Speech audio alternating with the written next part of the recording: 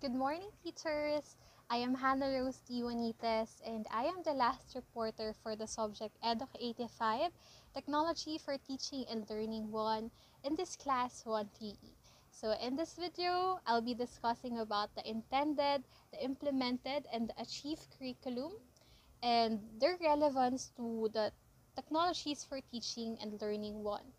To start, we'll have an energizer. So, I know ang hirap dahil magkalayo tayo. You're only seeing me through the screen. But I hope that you engage every time I ask question, every time I flash images that needs your response. So, ang gagawin lang naman natin sa energizer, I'll be presenting two pictures. And then, all you have to do is to relate the pictures, to think about the relation. No need to think hard. It's really just for fun. Dahil alam kong ang hirap umpisahan ng video na to na discussion agad. Ayan. To start, we have here Kang Sol A from the K-Drama Law School. It's actually one of my favorite K-dramas. So, si Kang Sol A, sa unang picture, nakita nyo may earplug siya, nagsusulat, nagno-notes. So, in conclusion, siya ay nag-aaral ng mabuti. Ayan, diba? Ganyan ba tayo pag nag-aaral, diba? On the other hand, kung titignan nyo naman yung isang picture, si Kang Sol A ay nag-i-scroll sa Facebook char or sa Twitter, we don't know. And then, tinitignan niya ang balita tungkol kay Rosmar at kay Rendon Labrador na persona non grata. I think sa Coron, Palawan. So, sa tingin nyo, anong relation ng dalawang pictures? Ayan, sige, sabihin natin sumagot kayo. Dapat sumagot kayo. So, sa pictures na ito, ang relation, pinapakita dito yung expectations and reality bilang isang estudyante, di ba? Minsan magsasabi tayo na, mag-aaral talaga ako ngayong gabi. Like, no distractions. Sige, earplugs, lahat. Sige, DND sa Instagram, nakalagay sa notes sa Instagram, pati sa Facebook. Pero, after ilang minutes, diba, mapapansin na lang natin yung sarili natin na nag-scroll sa Twitter and Facebook. And, imbes na module, kayo mambeltaran yung binabasa, ang binabasa na lang natin ay mga um, latest chikas about showbiz. Yan, yung latest kay Rosmar siya kay Rendon Labrador. Diba? The next picture shows two chickens. So this is not sponsored by Jollibee Char.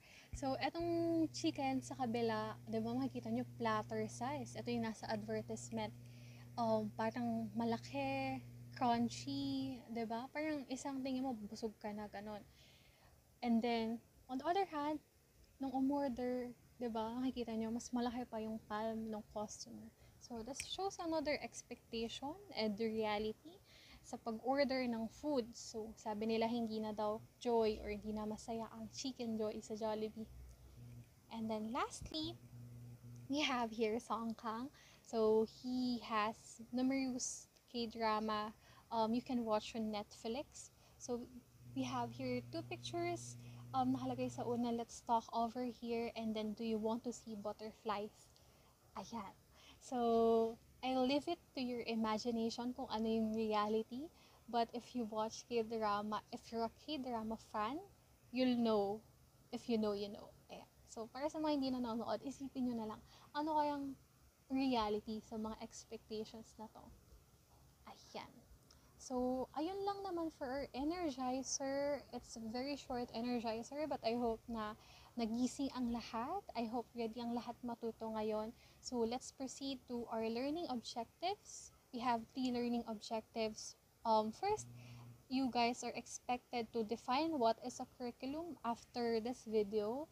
And then second, you guys are expected to identify the difference between intended, implemented, and achieved curriculum. And then lastly, you guys are supposed to understand the interrelatedness of the three curriculums and its relevance as a pre-service teacher.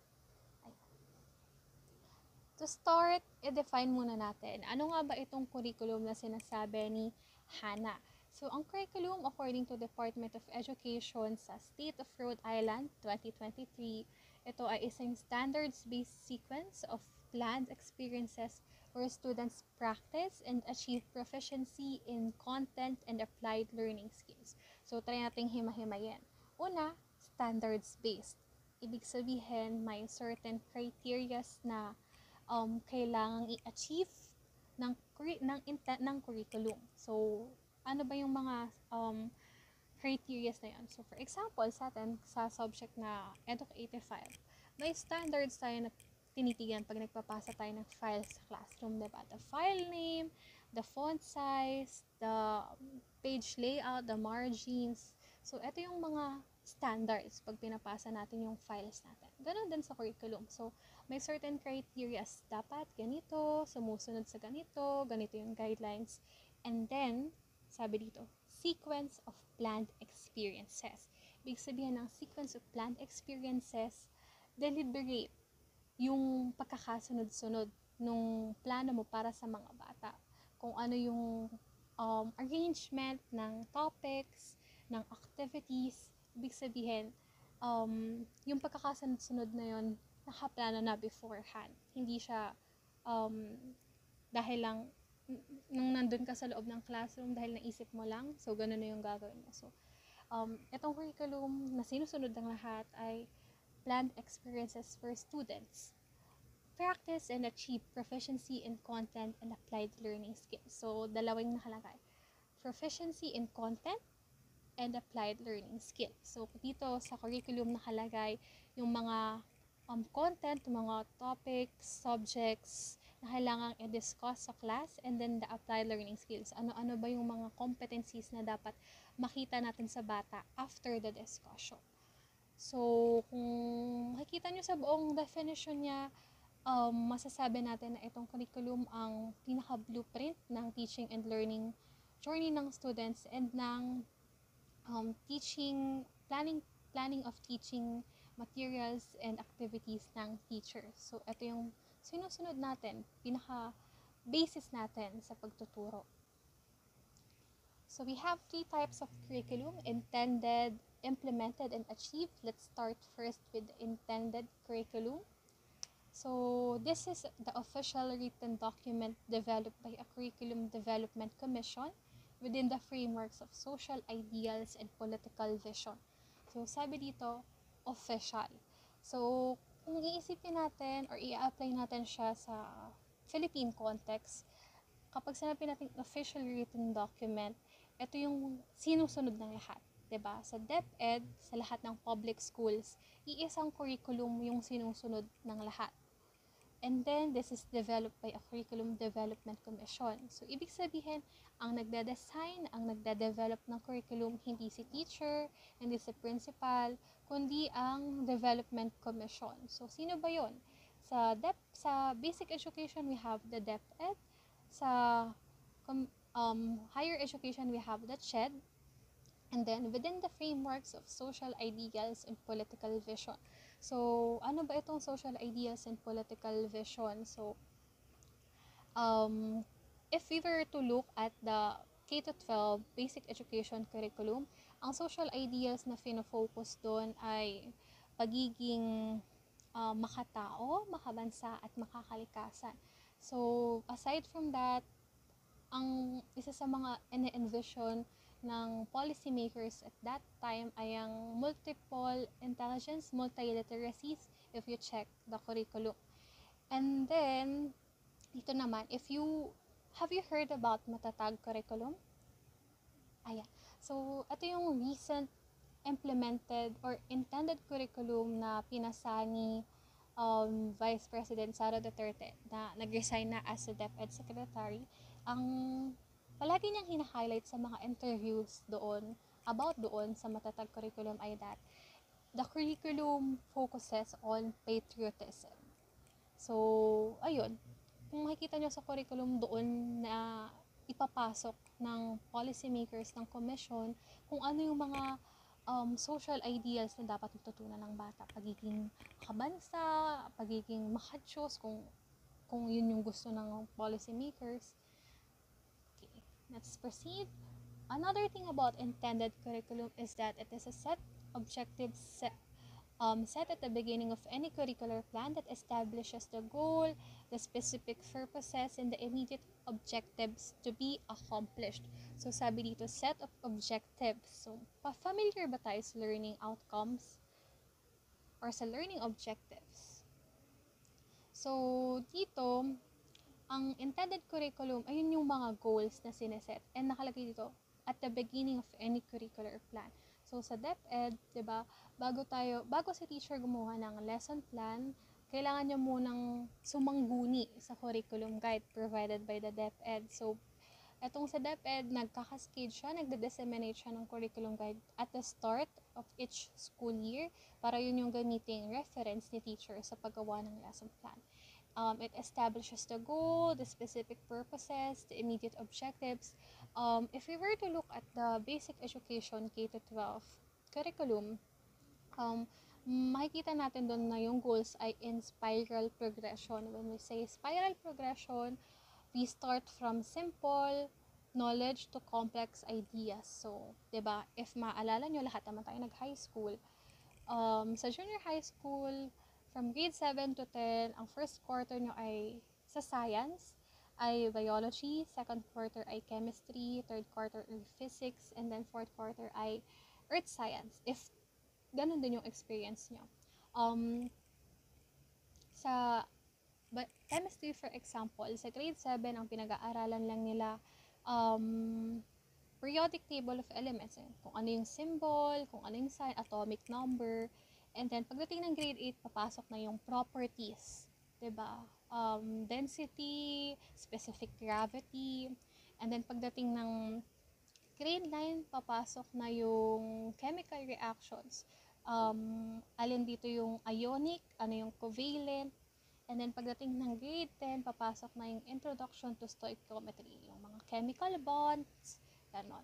So, ganon. Nag-start tayo sa simple knowledge, mga simpleng ideas, to complex knowledge. Ayun yung goal na sineset ng basic education curriculum ng K-12. And then, sa K-12, makikita nyo dito, curriculum guides for the reopening of face-to-face classes. Kasi before, nung pandemic, dahil nga limited face-to-face, nag-release ang DepEd ng MELCs, or the most essential learning competencies. Ang ginawa ng DepEd, kinompress, pinili lang yung mga goals na pinaka-importante na dapat ma-achieve ng students after the school year, sineset at the beginning. So, ngayon, nag-release na sila ng reopening of face-to-face classes dahil nga naibalik na tayo sa face-to-face. Makikita nyo dito, sa curriculum guide for grade 7 learners, nakalagay kung anong quarter ba, kung anong program standard, makikita nyo dyan. Deeper appreciation of Philippine culture and those of other countries. Ayun yung social ideals, diba, na sinasabi kanina. Nakalagay sa grade level standard, communicative competence through his/her understanding of Philippine literature and other text types of a deeper appreciation of Philippine culture. Nakalagay sa content standard, yung mga subjects, sa performance standards, yung mga performances na dapat ma-observe or ma-perform ng students. And then nakalagay sa baba kung anong week ba, tapos kung ano yung mga competencies. Sa English, we have the reading comprehension, listening comprehension, viewing comprehension, vocabulary development, the literature, writing and composition, oral language and fluency, and grammar awareness. So, dito may makikita nyo yung mga learning goals. And then, nakalagay din yung code. So, kapag gagawa sa teacher ng lesson plan, kailangan itong gamitin as reference, lalo na kapag sa DepEd tayo naka-assign, kapag nasa public schools tayo nagtuturo. Ginagamit din to kapag nag-curriculum alignment. So, for example, si teacher ay hahanap sa private school to, for example, hahanap siya ng book na aligned sa curriculum na ginagamit sa bansa. So, etong curriculum guide, ang ginagamit niya para i-check if aligned ba yung table of contents, yung mga learning objectives sa book, if aligned sila dito sa mga objectives na nakalagay sa curriculum. Next, ano bang example ng intended curriculum? So, ang pinaka-example niya ay yung kung makikita nyo dito, yung mga learning objectives, yun yung pinaka-example na. To be more specific, for example, you have to, the students at the beginning of the school year, umpisa pa lang, ang ina-expect na natin sa kanila ay that they will be able to use the appropriate reading style, like scanning, skimming, speed reading, intensive reading, etc. for one's purpose. So, ito yung goal na sineset natin para sa students. And meron din tayong mga indicators. Pag sinabi natin indicators, paano natin masasabi na ang intended curriculum ay effective or tama or akma sa estudyante? First, are the objectives achievable within the learner's developmental levels?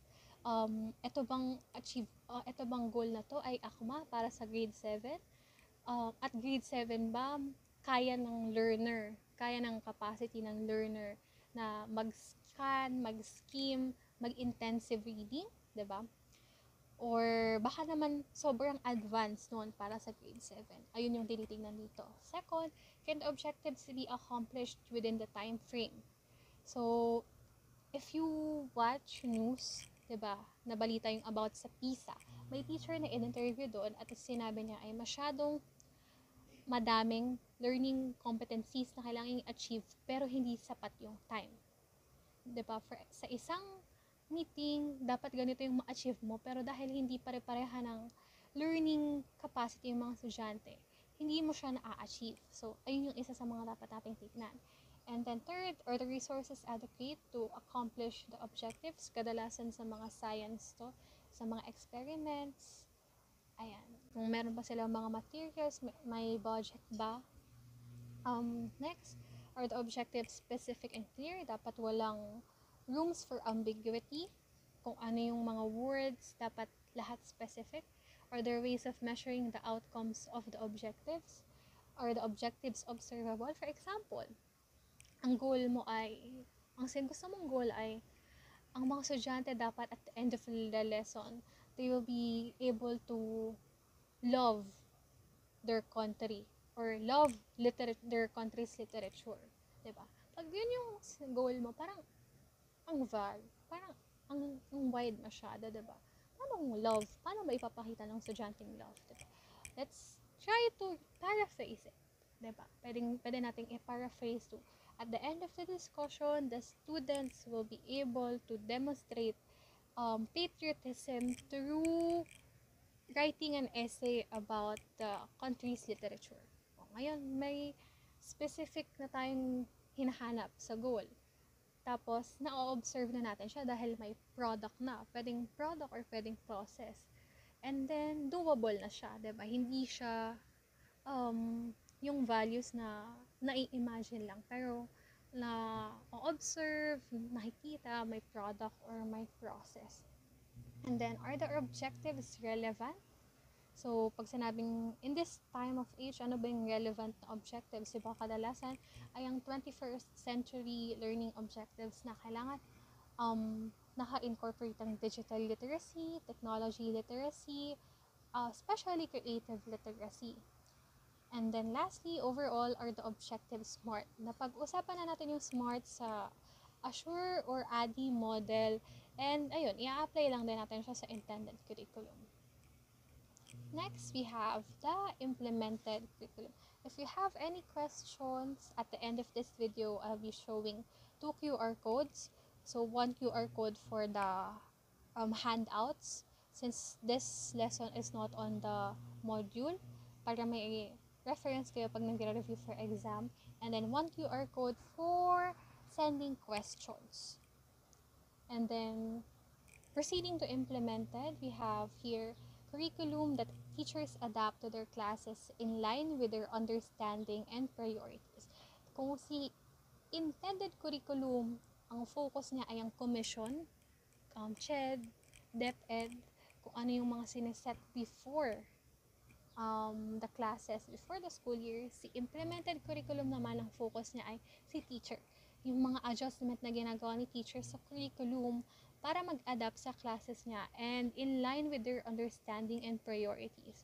So, ayun, masyado kasing idealistic to say na mag-i-stick tayo palagi sa intended curriculum. For example na lang sa ating class, 'di ba?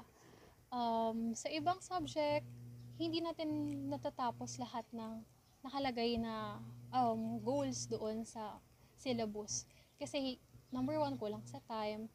So, si teacher, si prof ngayon, ina-adjust niya yung kung nakalagay doon sa syllabus 1 week lang. Dahil nakita niya na hindi pantay-pantay, hindi nakakahabol yung mga students. I-adjust niya yung weeks to 2 weeks.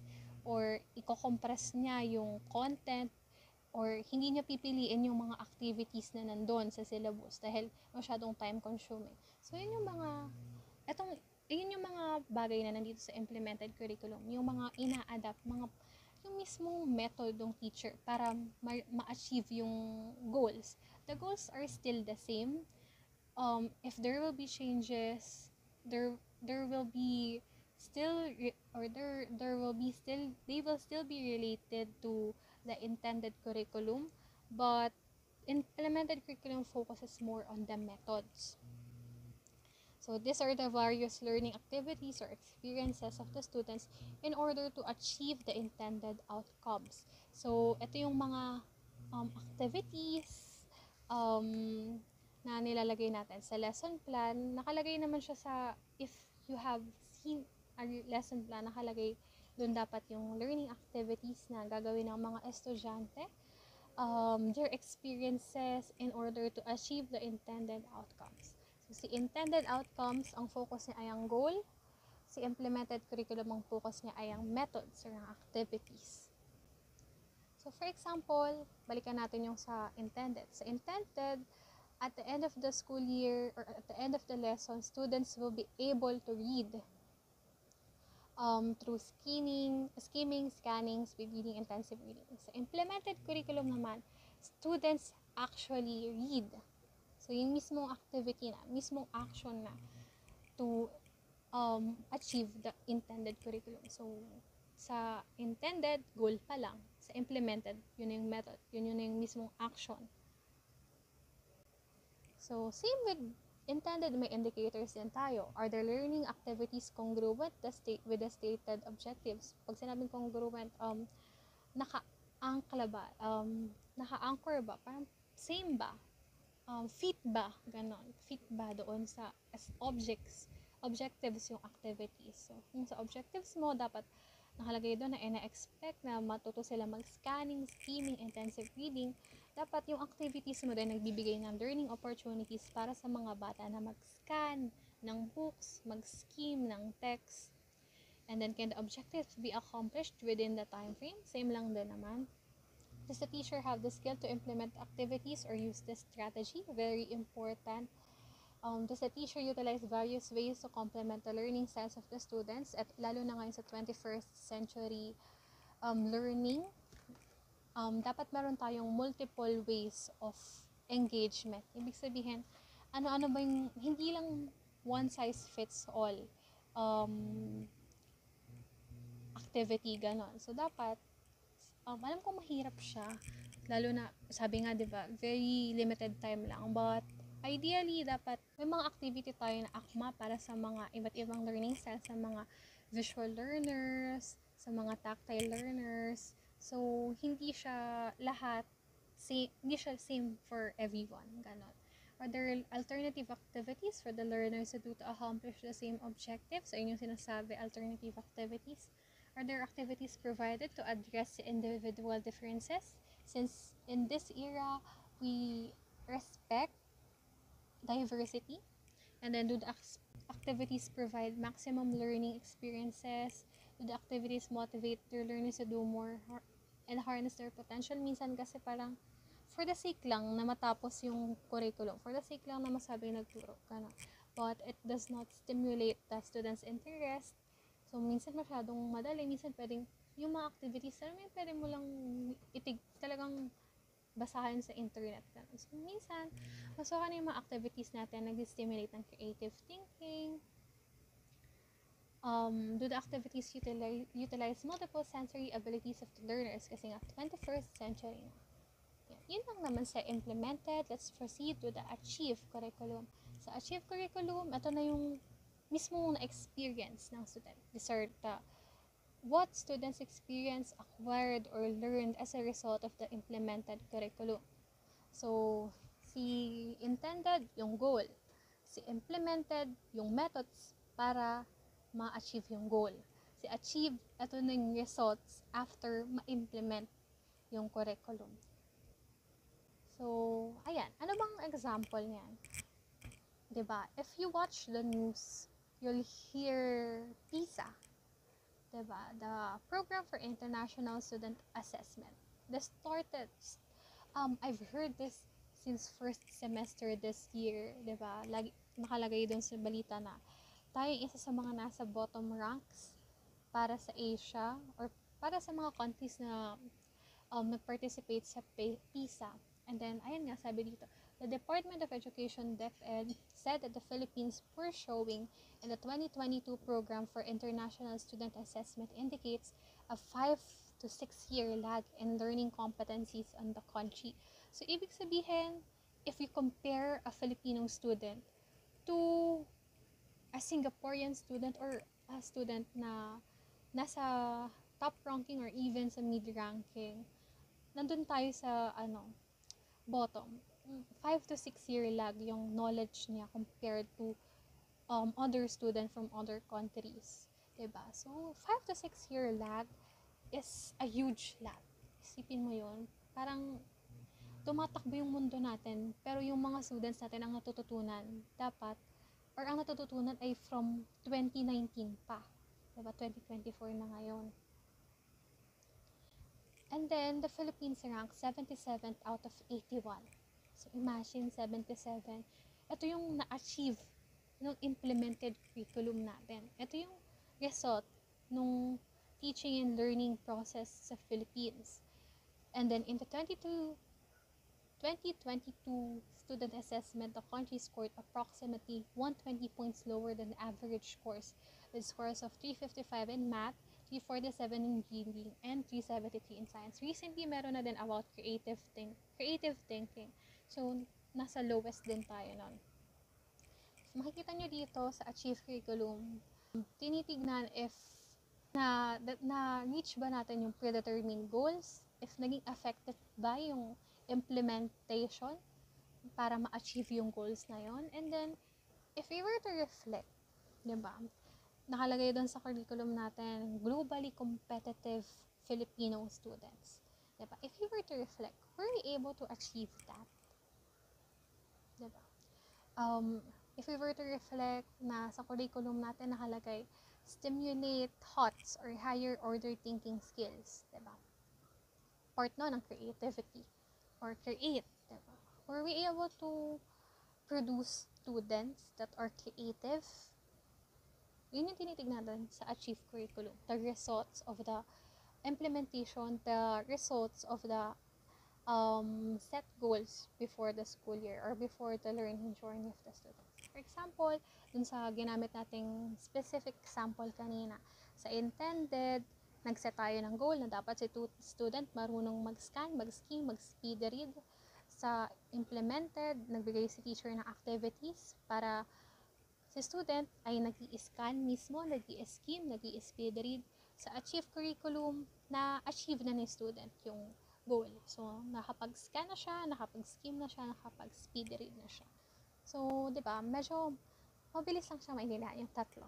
Si intended, yung goals, si implemented, yung methods, implementation, si achieve, yung results.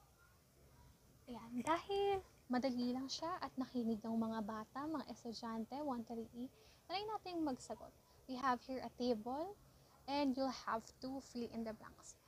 Feel free to pause the video since I'll be continuing the discussion.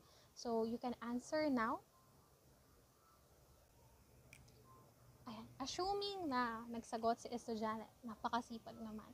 Ayan, ang tamang sagot sa mga nawawala ay first, nakalagay dito, ano ba yung focus ng mga curriculum na yan? Sa intended, diba, sinabi kanina, goals. Sa implemented, activities. Sa achieve, results. Sa intended, ang people involved or ang people na nagde-design ay the DepEd and the CHED. Sa implemented, si teachers. And then sa achieve, Pwede din dito yung sinagot mo na evaluator, assessor, pero ang pinaka-tinitignan ay yung student's performance, student outcomes. So, sa context ng intended, naka-national and social context siya. So, ang isang intended curriculum ay sinusunod ng pang-national level. Ganon.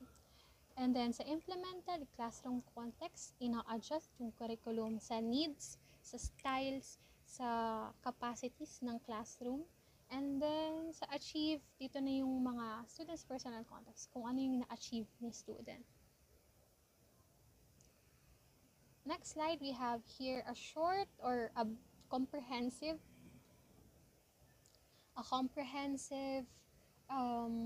diagram that shows the relationship of intended, implemented, achieved curriculum. So, makikita nyo dyan yung key dynamics for intended, social ideas, and political vision. So, pagkatapos ng intended, magde-design tayo for implemented curriculum. And then, dito nakalagay na yung teachers' personal and professional characteristics, kung paano niya tinitignan yung curriculum. And then, after nun, sa mismong implementation process na tayo, pagtuturo, pagbibigay ng activities. And then, after nun, maa-achieve natin yung achieve curriculum. Dito na yung students' cognitive, affective, or psychomotor characteristics. Kasi, pwedeng yung activity na binigay ni teacher, iba-iba yung pag-absorb ni student. And then, after nun, yung evaluation, if na-achieve ba yung intended curriculum, and then, design ulit, implement ulit, evaluate ulit. So, continuous process siya. Ayan. So, I have 2 questions before we end the discussion. First, why do you think pre-service teachers need curriculum development knowledge? So, you may pause the video if you would want to think.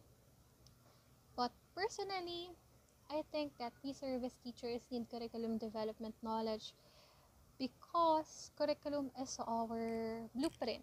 It's the very anchor of our teaching experience.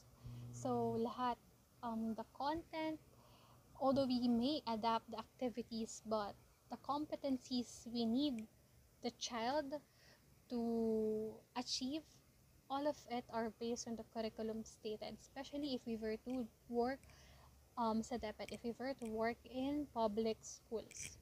So, si teacher dapat alam niya na ganito pala yung intended curriculum, na dapat ganito pala yung mga na-achieve ni students. Dapat alam niya i-adapt sa learning styles, and dapat alam niya yung relevance ng assessment, yung relevance ng results ng achieved curriculum. And then, lastly, what is the relation of curriculum to educational technologies discussed in this subject? Sa tingin nyo, sa tatlong curriculum, saan pinaka-relevant si Technology for Teaching and Learning 1? Correct. Sa implemented curriculum, dahil dito yung activities, dito yung learning opportunities na ibibigay natin para sa mga bata. So, in order to achieve our predetermined goals, in order to achieve our intended curriculum, we have to be able to develop good technologies for teaching and learning. And that is why this topic is included sa course na ito, sa subject na ito. So, dapat alam natin yung curriculum para we can adjust the technologies we will use for us to achieve the curriculum. So, kung nakalagay sa curriculum ay dapat sa 21st century learners, facilitators na lang ng learning ang mga teachers. Dapat marunong tayong mag-design ng mga activities ng technologies like game-based learning, other modes of learning that will engage or that will harbor or foster engagements in classroom. So, ayun lang naman para sa aking discussion. Again, we discussed intended, implemented, achieved curriculum.